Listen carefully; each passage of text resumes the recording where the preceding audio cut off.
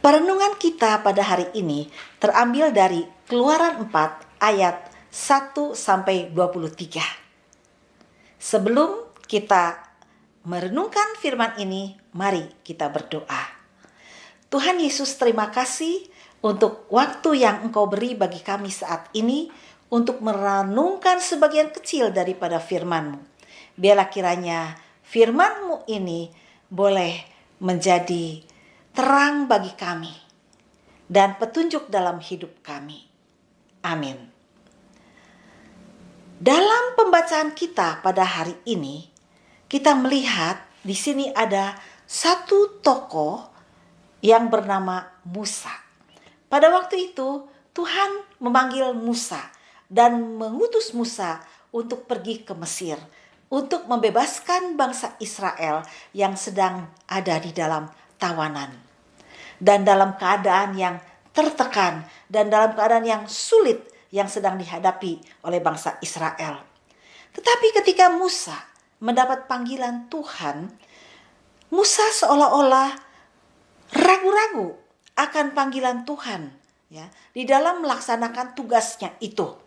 Di sini kita melihat dalam ayat yang pertama, Musa berkata bahwa bagaimana jika mereka tidak percaya kepadaku dan tidak mendengarkan perkataanku? Melainkan berkata, Tuhan tidak menampakkan diri kepadamu. Di sini kita lihat bahwa sebetulnya Musa merasa, kalau saya pergi pun orang-orang itu tidak akan percaya.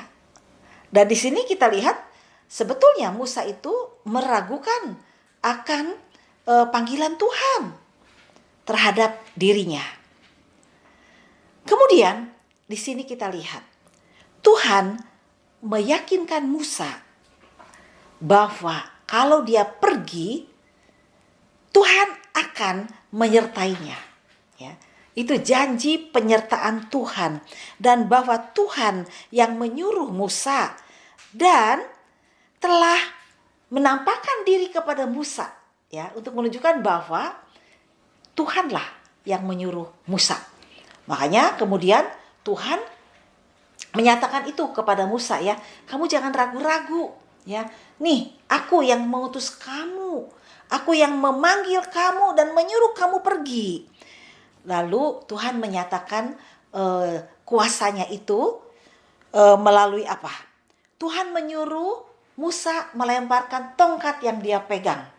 Lalu Musa melemparkan tongkat itu dan tongkat itu menjadi ular. Lalu Tuhan bilang, pegang itu ekornya. Ketika dipegang maka ular itu menjadi tongkat kembali. Kemudian Tuhan menyuruh Musa, masukkan tanganmu ke dalam baju.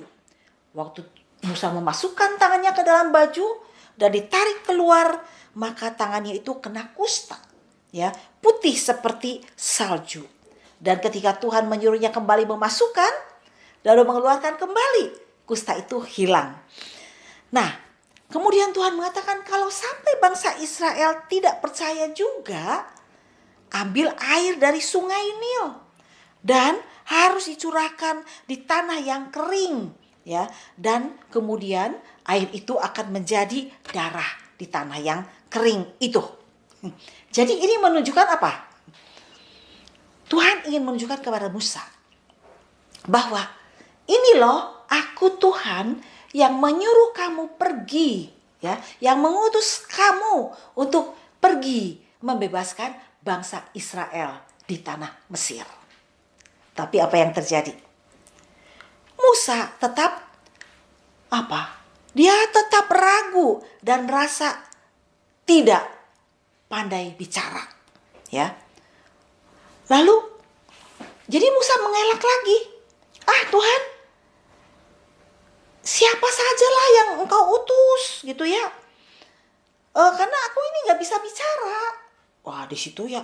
Jadi sudah Tuhan menyatakan kuasanya, Musa tetap tidak mau pergi, ya. Akhirnya apa? Bangkitlah murka Tuhan, ya.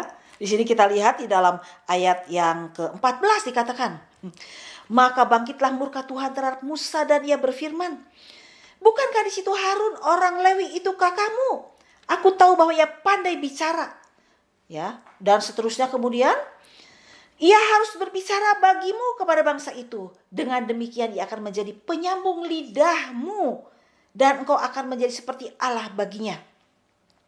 Dan bawalah tongkat ini di tanganmu, yang harus kau pakai untuk membuat tanda-tanda mukjizat.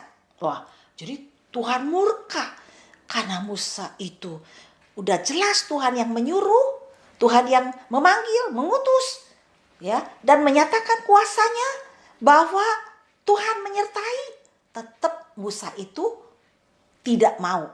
Banyak alasan, ya, banyak alasannya untuk tidak pergi sampai Tuhan jadi murka. Nah, dari sini kita bisa belajar sesuatu hal yang sangat penting dalam kehidupan kita sebagai anak-anak Tuhan. Kalau Tuhan memanggil saya dan saudara, ya, dan jelas bahwa itu adalah Tuhan yang memanggil dan mengutus, jangan kita ikuti contoh dari Musa, memberikan banyak alasan, ya, dan bilang tidak mau, ya, dan sampai Tuhan jadi murka, ya. Nah, sebaiknya yang harus kita lakukan adalah kita belajar untuk taat. Ya, bisa katakan, "Oke Tuhan, kalau Tuhan yang menyuruh, ya, dan juga Tuhan sudah menyatakan penyertaan melalui kuasa dan mukjizatnya, aku akan ikut dan tidak ragu-ragu lagi." Ya, jadi pesan firman Tuhan ini adalah jangan ragukan panggilan Tuhan.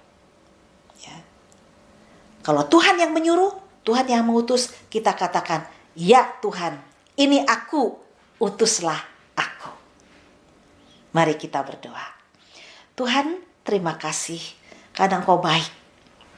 Engkau mau memakai kami, memanggil kami, mengutus kami untuk pergi melayani Engkau, untuk mengikuti panggilan-Mu Tuhan.